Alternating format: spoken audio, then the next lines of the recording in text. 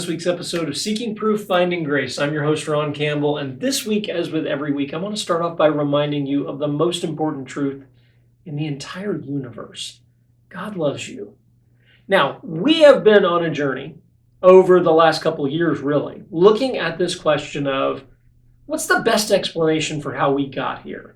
And what does the evidence point to? And I think many times what we see is that we're going to find these questions come down to one of two answers.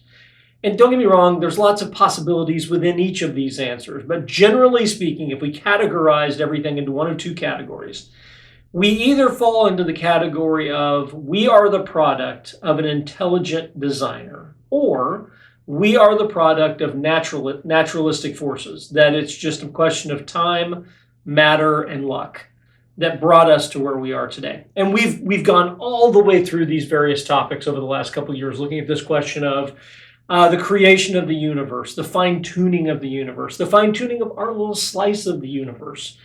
And then really a lot in 2025 looking at this question of life and how life got here. And again, in each one of these, we've been looking for the best explanation based on the evidence at hand. And that evidence might be the most current scientific evidence. That evidence might be logic and reason, whatever it is that we've looked at. And we have drawn the conclusion as we've come through this process that the best explanation at each step along the way is that we are the product of an intelligent creator, that we are the product of a third party that brought us into being and brought into being everything that we see around us. We're going to shift gears and look at the question of morality over the next, couple months here or so. As we look at this, and it's going to take some time to unpack this topic. This is incredibly important for each one of us. And despite what you might think, not only is the best explanation for this question that of an intelligent creator, but we're also going to see that this question actually focuses in directly on who that creator might be by the time that we get to the end of this. So this is a really important journey, and I hope that you'll come with me on this journey here over the next couple of months as we look at this question. What I want to do today, what I want to do in this episode is to really just break down this question and define our terms a little bit. What are we actually talking about? And again, looking at those two different camps, what does that look like? And how do we see this happening? I think most of us struggle at times, at various points in our lives, looking at this question of, if there really is a loving God out there, then how could a loving God allow bad things to happen? And that is a deeply personal question to each one of us. Each one of us has lost loved ones in our lives. Each one of us has seen bad things happen, whether it's on the news, just worldwide, or whether it's individually to us. We've seen things happen in our lives that make us step back and go, oh my goodness, how could a loving God allow that kind of thing to happen? And this is where we have to maybe press in a little bit deeper on these questions. Because like I said, ironically, that issue of the concern of how could a loving God allow these things to happen actually leads us closer and closer to revealing who that God is and exactly why those things do happen. And we will get there in time on all of that. And like I said, today what I wanted to do is really just kind of define our terms a little bit and look at the two competing theories, because I think it's important to build a foundation as we go forward on this. Now, as always, we're going to start with our old buddy, Richard Dawkins. I think he does a good job. And this is not an easy position to take. I'm going to give him credit. He stands in on an honest, naturalistic or atheistic position. He holds to that position, and I think he states it pretty fairly. So let's look at Dawkins from the God Delusion. He says, in a universe of electrons and selfish genes, blind physical forces and genetic replication, some people are going to get hurt, other people are going to get lucky, and you won't find any rhyme or reason in it, nor any justice. The universe that we observe has precisely the properties we should expect if there is, at bottom, no design, no purpose, no evil, no good, nothing but pitiless indifference. DNA neither knows nor cares. DNA just is, and we dance to its music. Actually, I apologize. That is from Dawkins' book, The River Out of Eden, not The God Delusion. But I think Dawkins does a pretty good job of beginning us on this journey and looking at this. In a truly naturalistic world, and he doesn't directly address it, so I'm going to stretch it out here just a tiny bit. In a truly naturalistic sense, we would not really expect anything other than what we observe around us at times. At times, unfortunately, it feels like that's what we're observing. But the problem with that is going to be revealed, I think, in a great quote from C.S. Lewis. As Lewis looks at this question, and as we start addressing this question of moral values, is it simply that neither, Dawkins' perspective would be, he said there, at bottom, there's no design, no purpose, no evil, and no good.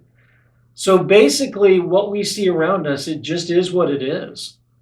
And Lewis gets to that point, but Lewis picks up on the problem that we all have, the exception to what Dawkins said that rubs all of us wrong. And Lewis drives this point home, I think, in a way that expresses the other side of the equation really, really well. This is from Mere Christianity. And this, remember, C.S. Lewis was an atheist for a good portion of his life before he became a Christian. And Lewis is looking back on that time in his life and looking at this question, and he's recognizing the intellectual conundrum that this issue caused. And he says this, he says, my argument against God was that the universe seems so cruel and unjust. See, that's what we've been talking about. But how had I got this idea of just and unjust? A man does not call a line crooked unless he has some idea of a straight line. What was I comparing this universe with when I called it unjust? If the whole show was bad and senseless from A to Z, that's going to be exactly what Richard Dawkins talked about. Let me go back and say that again. If the whole show was bad and senseless from A to Z, so to speak, why did I, who was supposed to be part of the show, find myself in such violent reaction against it? So Lewis is jumping in here going, well, wait a minute.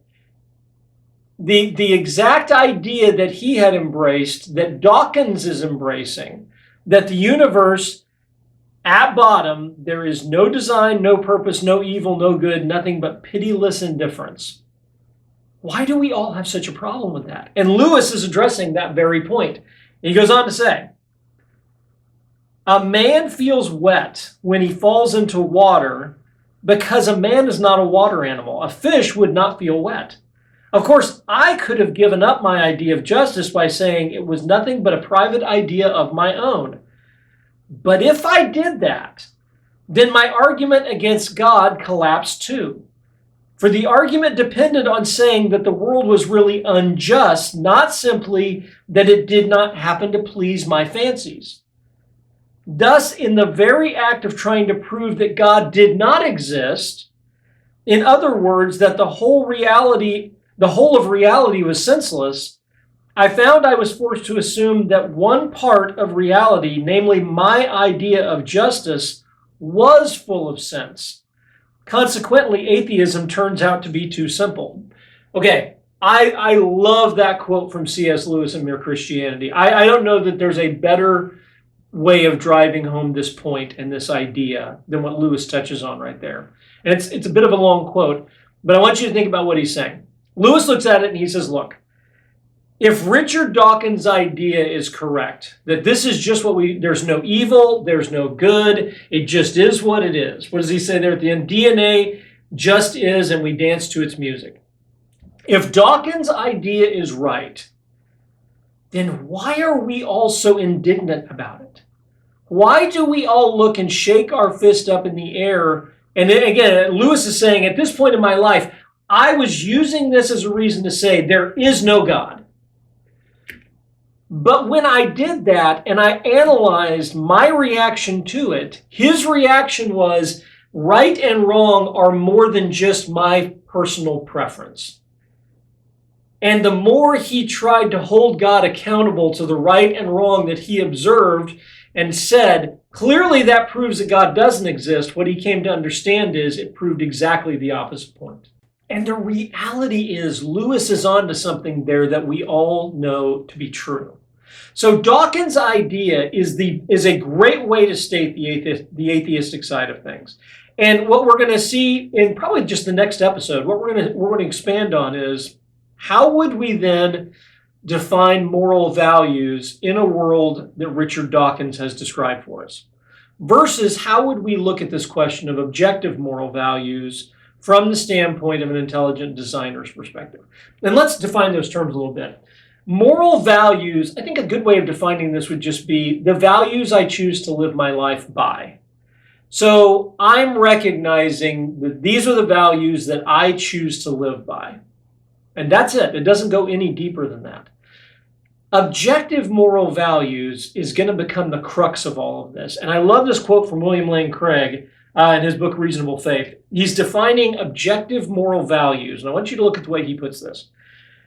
To say that there are objective moral values is to say that something is good or evil independently of whether any human being believes it to be so. And I want to stress that word, that phrase, any human being.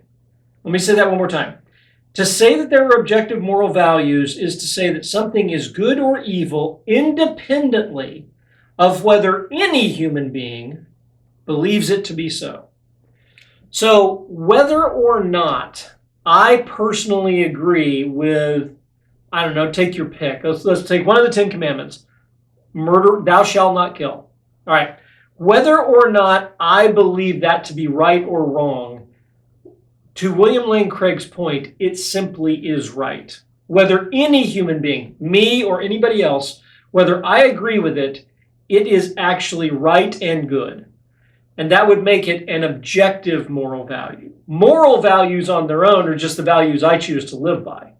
But objective moral values have a truth beyond whether myself or all of humanity recognizes and agrees with the idea. And so a lot of this is going to come down to this question of, do objective moral values exist? Now, this is going to be the crux of the argument and what we're going to look at in the weeks to come. As William Lane Craig makes the argument, he breaks it into 3 parts and walks through the question like this.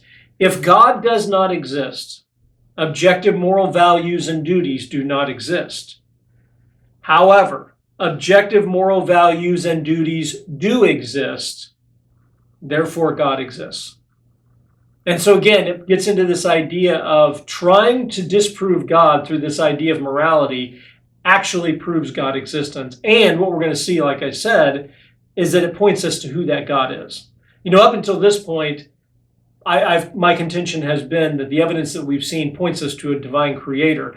It does start to narrow some things down for us. You might look at it and say, well, the fact that the universe is not past eternal and that the things that exist within the universe, time, matter, and space, those things cannot be the explanation of the creation of the universe, because the universe itself at that creation point saw the creation of all time, matter, and space. That does point us in the direction of one idea of God versus many others, but we don't start seeing this really point the finger to God until now, when we start looking at this question of morality as to who God actually might be. So let me do one more statement from Dr. Craig here and then talk about this, because the alternative to this is going to be this idea of human flourishing. That what we really need to do, and this goes back to the idea of moral values, not objective moral values, is that somehow this idea of flourishing, of human flourishing, is a standard that we can judge by and is a standard that can work. And so in the next episode, we're going to examine that idea and look at, well, what does it look like if moral values were simply our creation? This idea of a consensus and building a consensus around ideas. The problem that we have with this is going to be twofold. And I think that we're going to see this as we look at this question of just going for human flourishing. The problem that we have with using human flourishing as our measuring stick in all of this is again, it's going to be 2 parts. So first and foremost, just because human beings flourish doesn't mean it results from any kind of goodness or any idea of there being a good associated with it. When we think of moral values, we think of good versus evil in all of this. I might, for example, rob a bank. And with the proceeds from that bank robbery, I might well and truly flourish. Now, all of the people who lost everything in that bank robbery, they lost their entire life savings, let's say, at the bank. those people are not going to do well and flourish. Just the opposite. It might destroy their lives financially. But me as the bank robber, well, I might flourish. So my human flourishing has nothing to do with goodness or badness. It simply has to do with me doing well. And in the grander scheme of things, in every evil Bond villain, there's always this idea of somebody wanting to take over the world. In their world, they're flourishing. But it may result in the deaths of billions of people or the absolute financial ruin of the entire world to get to that place of global domination where they want to be. So the idea of human flourishing is not necessarily at all related to goodness or evil. And the other problem, which should become apparently obvious in all of this, is my flourishing could absolutely be on the backs of everybody else's just sheer misery. So my flourishing can absolutely result in the exact opposite for everyone else. So how do you create through consensus, which is going to be the atheistic alternative to objective moral values, which come from a higher standard?